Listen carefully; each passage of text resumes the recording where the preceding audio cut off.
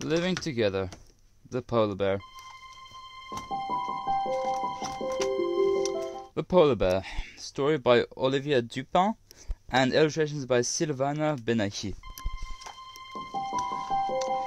Heather the Hedgehog is enjoying a nice refreshing orange juice in her hammock when a giant white polar bear strolls past.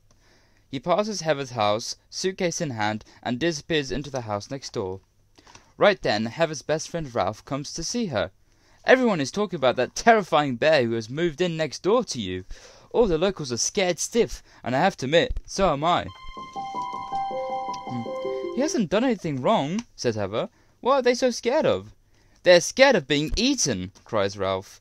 All of a sudden, the polar bear comes out of the house carrying an empty sack. He peers at Ralph with his big black eyes before heading off into the forest.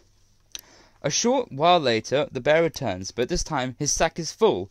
Ralph shivers and looks at Heather. You see? He must have captured some forest animals for his dinner. I'm out of here. The raccoon is gone in the blink of an eye. The forest has descended into a state of panic.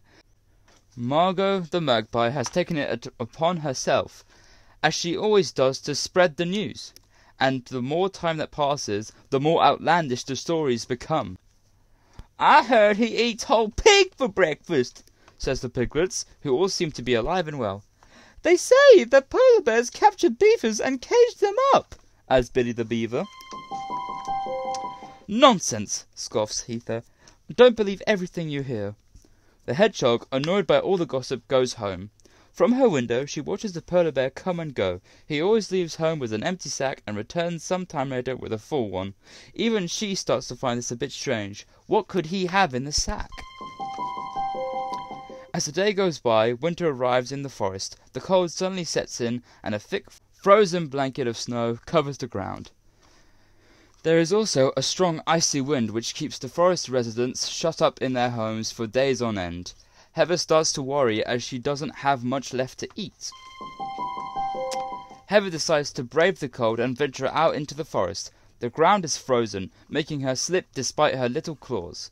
Ralph and the other forest animals have come out too, but Mrs. Wooler's shop is empty. No one has been able to make the usual grocery deliveries. There's nothing left. What can we do? Heather asks Gordon the goat, the oldest and wisest inhabitant of the forest. The old goat closes his eyes as if to think. Ah, no, he falls asleep. Suddenly, a shadow rises up behind the young hedgehog. It's the polar bear. Everyone starts to tremble. Who is he going to gobble up first? Follow me, he says in his deep voice. The forest creatures are too scared to disobey him, so they follow the bear into his house. Glancing around, Heather realizes what the bear must have been carrying in his sack. He has stored up a huge amount of food for the winter. The polar bear clearly knows how to plan ahead. Over a steaming pot of soup, the forest friends finally get to know Paul, the kind-hearted polar bear. The end.